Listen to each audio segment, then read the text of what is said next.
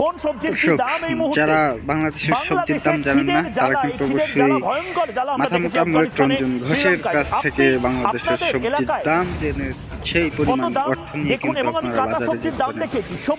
তো ইতিমধ্যে তিনি বলছেন কাঁচা লঙ্কা 500 টাকা। আসলে গতকাল আমি বাজারে গিয়েছিলাম, 90 টাকা করে আমার কাছ থেকে রেখেছিল। জানি না আর 410 টাকা কি তারা আদানি বিদ্যুতের মতন চুরি করতে চাইছে কিনা। তারপরে যেটা ধনেপাতা সেটাও একই, তারা কিন্তু মেরে দিতে চাচ্ছে। 100 টাকার গাজর 250 টাকা। তার মানে আদানি বিদ্যুৎ গ্রুপ যেভাবে আমাদের কাছ থেকে টাকা চুরি করেছে, ঠিক সেইভাবেই সবজির যে চূড়া অভ্যাস তাদের রয়ে গেছে।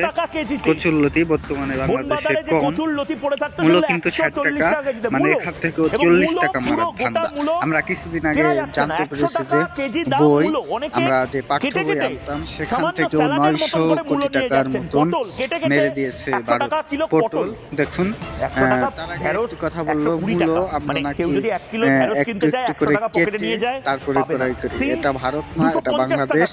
এখানে যেটা কিনে পরিপূর্ণই কিনে, মাছের মতন 50 গ্রাম মাছ কিনে না। বরবটি যেটার দাম কিন্তু 80 টাকা।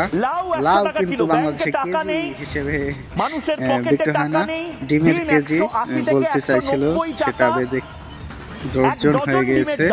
তো ডিম কিন্তু বর্তমানে আমরা পিস 12 থেকে 15 টাকার মধ্যে কিনতে পারি।